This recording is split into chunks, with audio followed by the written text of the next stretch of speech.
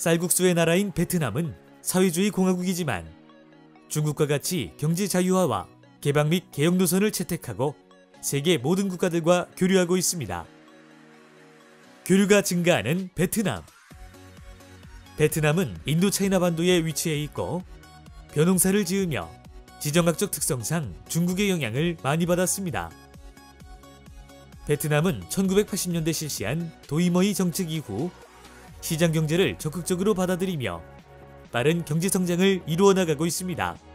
젊은 베트남, 성장하는 베트남.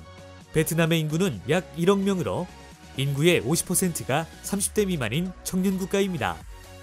현재 이러한 청년층이 베트남 소비시장을 활발하게 주도하고 있으며 베트남의 경제 성장률은 2014년 이후 꾸준히 6% 이상을 달성하고 있습니다. 한국의 우호적인 베트남. 오리오는 베트남의 띵감이라는 단어가 한국의 정과 비슷한 점을 활용한 초코파이는 띵이다 라는 마케팅을 펼쳐 초코파이가 제석상에도 오를 정도로 인기를 확보했습니다. 베트남의 국민기업으로 자리잡은 삼성전자와 LG전자를 포함하여 7천여 개의 한국 기업들이 제조, 유통, 서비스, 부동산 개발, 금융 등 다양한 산업에서 활동 중입니다. 최근에는 영화와 드라마를 중심으로 한류 열풍이 일어나고 있으며 한국에 대한 이미지는 매우 긍정적입니다. 포스트 차이나 시대의 베트남. 베트남은 미국과 중국의 무역 분쟁으로 인한 수혜 국가입니다. 현재 중국에 생산 공장을 두고 있는 많은 아시아 국가들이 생산 기지를 베트남으로 빠르게 옮기고 있습니다. 베트남의 낮은 인건비와 활발한 해외 투자 자본 유치 정책으로 이전 속도는 더욱 가속화될 전망입니다. 베트남에서의 새로운 기회와 도전. 동남아 정치 경제의 전문가 윤진표 교수님의 강의를 통해 지금 당장 베트남을 공부합시다.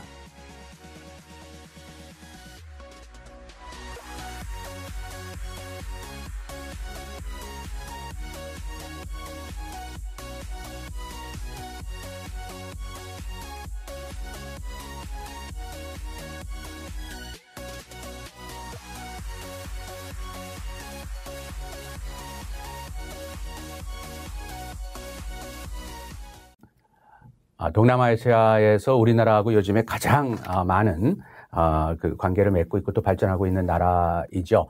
베트남입니다. 베트남의 사회와 문화에 대해서 두 개의 강의를 준비를 했는데요. 첫 번째 강의를 한번 시작을 해보겠습니다. 베트남의 사회와 문화입니다.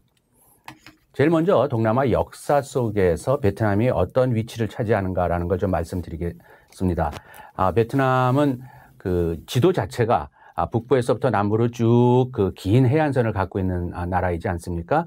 그러다 보니까 베트남의 그 북부의 역사와 그 다음에 베트남의 남부의 역사가 역사적으로 좀 구별이 됩니다.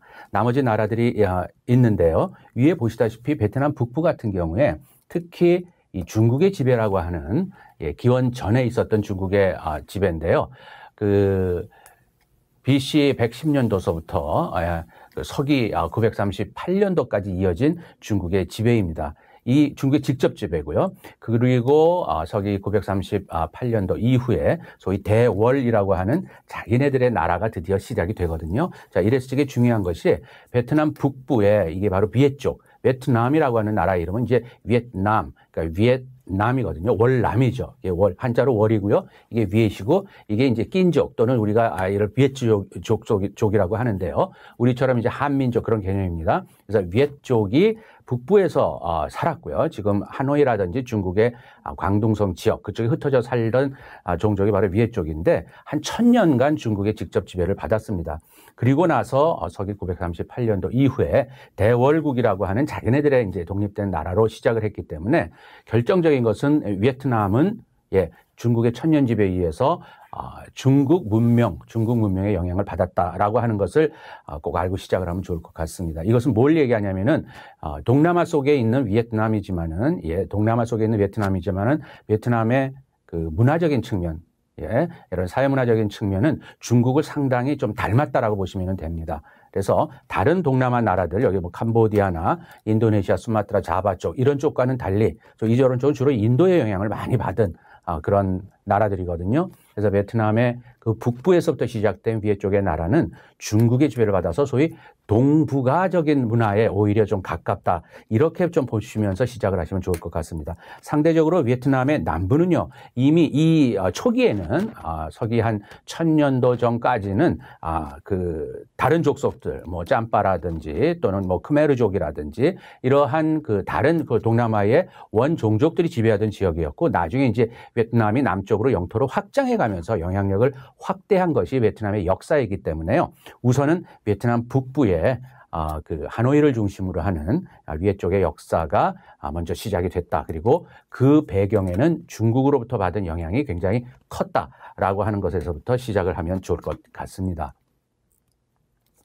동남아 역사 속의 베트남을 조금 더 자세히 표로서 한번 정리를 해봤는데요.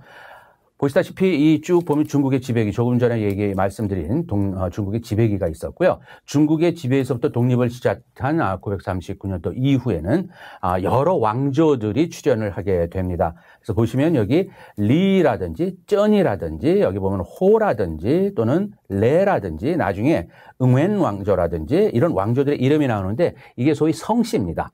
예, 성씨. 우리 같으면 이제 조선시대가 이씨고요. 고려시대가 왕씨이듯이 이게 성씨의 그 왕조의 성씨를 중심으로 해서 우리가 왕조 이름을 베트남도 부릅니다. 그럼 굉장히 유사한 측면인데요. 그래서 리 왕조, 쩐 왕조. 이 리는 우리의 이씨와 같은 그런 성을 가지고 있죠. 그다음에 호씨라든지 발음만 좀 다를 뿐입니다. 한자 문화, 중국의 영향을 받았기 때문에 한자 문화권이죠. 그래서 그들의 발음으로다가 표현을 하지 기본적으로는 한자 문화권 속에 속하는 것이 유일하게 동남아시아에선 베트남이다. 이 말씀을 드리겠습니다. 그래서 쭉 그 역사가 흘러오는 가운데요. 특히 중국의 지배기가 한 번 있고 명나라가 지배했었던, 직접 지배했던 시기가 또한 15세기 초반에 한 20년 있었습니다.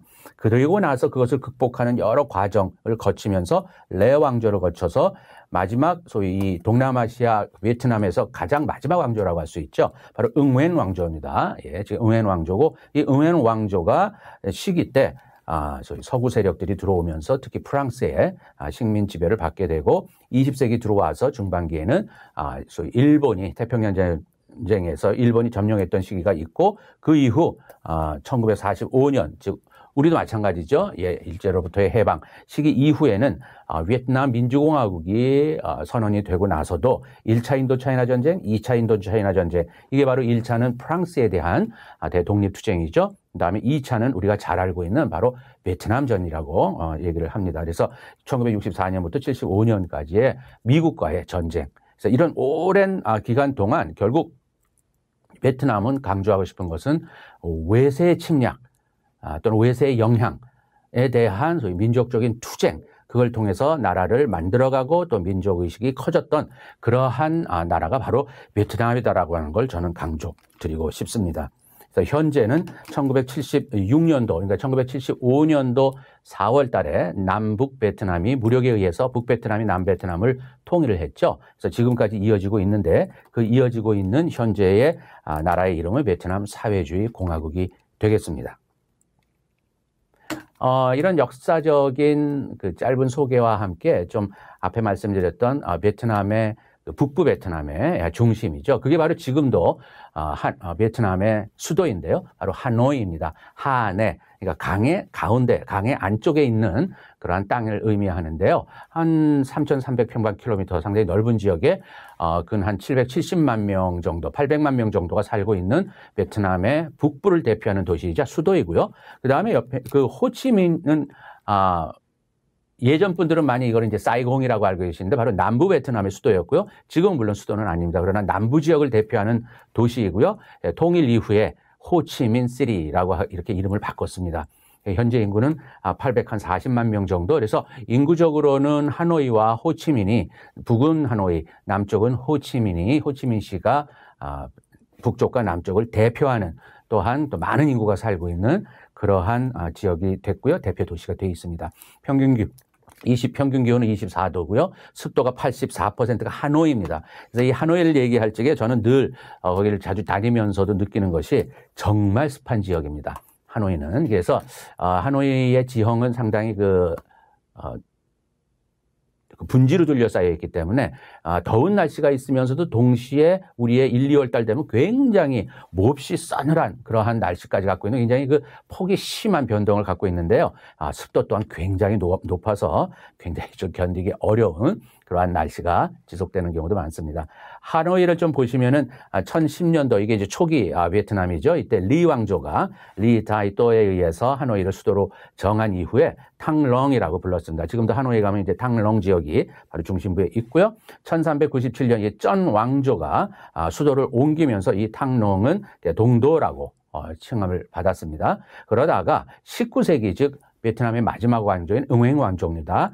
한자로 이게 완씨죠. 그래서 응행 왕조가 수도를 이게 중부 베트남의 후에로 옮기면서 탕농은 현재의 이름인 하노이로 개칭이 됐고요. 45년 독립선언을 한 이후에 이 북베트남의 수도로 지정이 됐고 76년 통일 이후에는 베트남 사회주의 공화국의 공식 수도가 되었습니다. 하노이의 행정구역을 좀 지도로 한번 보여드리겠습니다. 이 강이 위에서부터 아래로 이렇게 쭉 이렇게 지금 흘러내려가고 있죠. 이게 바로 그 유명한 하노이를 가운데 갈라지르면서 흘러가는 홍강입니다. 영어로는 레드 리버가 되죠. 이 홍강이고요. 그 안쪽에 강의 안쪽에 여기가 바로 하노이의 이제 옛 중심 지역인데요. 그래서 이 지역을 이제 하노이 강의 안쪽에 있다. 그래서 하노이를 가게 되면 이 홍강을 중심으로 해서 펼쳐진 넓은 지역들. 그다음에 이 둘레 지역 같은 경우에는 이게 상당한 그 산맥에 둘러싸여 있어서 아주 전형적인 분지 지형을 구성을 하고 있습니다. 바로 이 북쪽에 여기에 이제 공항이 있고요. 바로 이쪽이 이제 박린성이라고 그래서 나중에 우리 경제 시간에 얘기할 삼성전자가 바로 여기 대단히 큰 공장을 짓고 현재 들어와 있습니다. 하노이의 사진을 좀 몇 개 보여드리죠. 보시면 하노이의 그 바로 홍강을 가로지르는 그 다리가 있고요. 이게 철길입니다. 그 다음에 뭐 그 하노이 주변의 집이고 요 가운데 있는 이 그림이 바로 호안끼엠 호수라고 해서 하노이의 바로 중앙에 있는 조그만 호수인데요. 이게 바로 역사적으로 또 의미가 굉장히 많은 그러한 환검호라고 하죠. 호안끼엠 호수고요. 관광의 명소가 되겠습니다.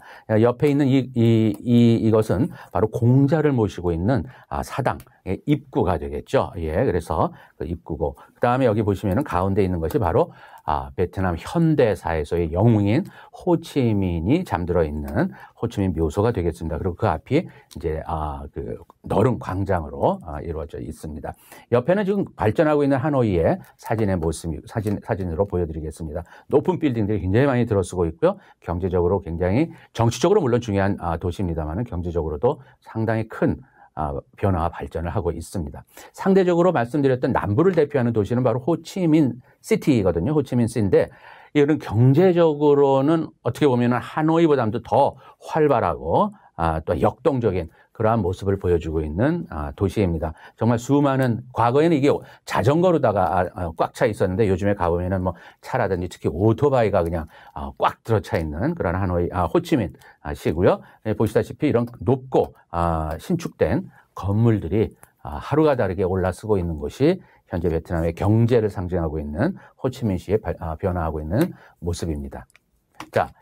베트남에 미친 주변의 영향을 조금 몇 가지만 정리를 해드리면요. 이거는 이제 동남아시아의 다른 지역과 마찬가지로 베트남도 동남아시아의 가운데 있는 나라이기 때문에 이 북으로는 중국, 그 다음에 서쪽으로는 지금 아라비아, 아랍 지역 또는 인도로부터의 영향을 많이 받았습니다. 그러다 보니까 아랍으로부터의 영향, 인도로부터의 영향, 중국으로부터의 영향을 꾸준히 역사적으로 층층층층이 이제 받아왔는데 특히나 동남아시아의 전체적으로는요, 고대서부터 바로 인도가 동남아 정치에 굉장히 많은 사회문화적인 영향을 미친 나라입니다. 이걸 저희는 이제 학술적으로 인도화, 인디아나이제이션이라고 표현을 하는데요. 힌두, 이제 주로 이제, 종교를 중심으로 해서 그것이 들어오면서 관련된 모든 뭐 과학, 문물, 뭐 이런 거라든지 또는 기술 같은 것들이 전수가 됐죠. 인도로부터는 굉장히 상당히 평화적으로, 그러니까 주로 인도의 뭐 승려계층이라든지, 또 인도의 귀족계층들이, 이런 그 동남아 쪽으로 불교나 행정, 제도, 여러 가지 문자, 특히 뭐 문화 같은 거, 이런 예술 분야, 뭐 이런 것들이 그야말로 많이 인도로부터 동남아 쪽으로 들어왔다라고 하는 게 매우 중요한 사실이고요. 주로 동남아에 살고 있던 몬족이나 크메르, 버마족들과 타이족들이 이거를 흡수를 했습니다. 이거는 동남아 사회의 문화의 기조를 기초를 형성을 하는 것이라고 보시면 되겠고요. 보면 이제 그게 바로 인도로부터 받은 영향이다라고 하는 것을 동남아에 가보면 굉장히 많은 곳에서 그런 걸 느끼시게 됩니다. 자, 그런데 우리가 지금 들여다보고 있는 베트남은요. 물론 이러한 인도로부터 영향이라든지 또는 나중에 아랍으로부터 영향도 있습니다만은 역사적으로 바로 위에 있는 바로 중국이 베트남에 준 영향을 굉장히 큰 받았다라고 하는 걸 강조하지 않을 수 없습니다. 이걸 저희는 중국화라고 하고요. 이를 통해서 베트남의 유교화, 그러니까 우리가 이제 우리도 마찬가지입니다만은 중국으로부터 유교나 불교, 도교 뭐 이런 걸 받아들이지 않았습니까? 이게 바로 베트남이 기원전 111년부터 938년까지 중국의 지배를 받으면서, 직접 지배입니다, 거의. 그러니까 1000년의 지배를 받으면서 유교화된 그런 중국의 영향을 받은 상징적인 개념이 바로 베트남의 유교화입니다. 그래서 그 다음에 또 하나 말씀드릴 것은 중국은 동남아에 대해서 어떤 이렇게 침략을 한 역사가 굉장히 많습니다. 특히 중국의 거대한 중앙 집권적인 제국이 생겼을 적에는 이건 뭐 피할 수 없이 그 힘을 표출하는 과정 속에 저희 동남아 쪽으로다가의 침략이 있었습니다. 그건 우리 또한 한반도도 그런 영향을 받았다고 하는 거 우리 너무나 잘 알지 않습니까? 그렇습니다. 그래서 동남아 왕국들, 이런 중국의 침략은 동남아의 기존 왕국들의 흥망성쇠와 또는 있었던 종족들이 이동해 가는데 직접적인 소위 영향을 미쳤다 보시면 되고요. 베트남에만 한정해서 말씀을 드리면은 13세기 때 유명한 몽골이죠. 원나라가 바로 미얀마, 현재 이제 미얀마인데요. 버마족과 그다음에 베트남의 왕조를 들어와서 멸망시키고 끝내는 이게 자바죠. 인도네시아의 자바까지 원정을 갔었습니다. 그다음에 15세기 초서부터는 명나라가 즉 침략을 해서 베트남을 한 20년간 직접 지배했었던 또 그런 역사가 있고요. 그래서 동남아 왕국들과 그 이후에는 일종의 중국과는 일정 부분의 소위 조공관계라지는 그 조공관계를 바탕으로 하는 어떤 교역이 유지되는 시스템으로 움직였습니다. 자, 이것이 바로 동남아에 대한 중국의 영향 중에 특히 베트남이 받은 영향이 상당히 크다. 그래서 베트남은 늘 중국으로부터 여러 가지 문화적인 세례도 받았지만 중국으로부터 어떤 침략을 받으면서 저희 그 민족주의 정신도 커지게 되고 저희 중국과의 그런 일종의 애증이라고 그럴까요? 뭐 그렇게 표현하기에는 그래서 그런 관계가 상당히 오랫동안 거의 2000년에 걸쳐서 이루어졌고요. 그것이 바로 베트남 민족주의의 또 바탕이 됐다. 이렇게 저는 생각을 합니다.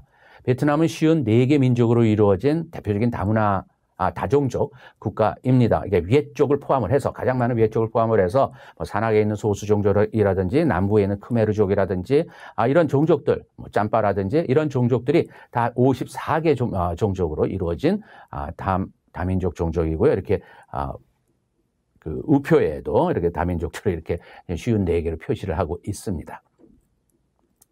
자, 베트남의 민족 의식에 대해서 좀 알아보겠습니다. 베트남을 얘기할 적에는 베트남의 소위 민족주의, 민족의 의식을 얘기하지 않을 수가 없습니다.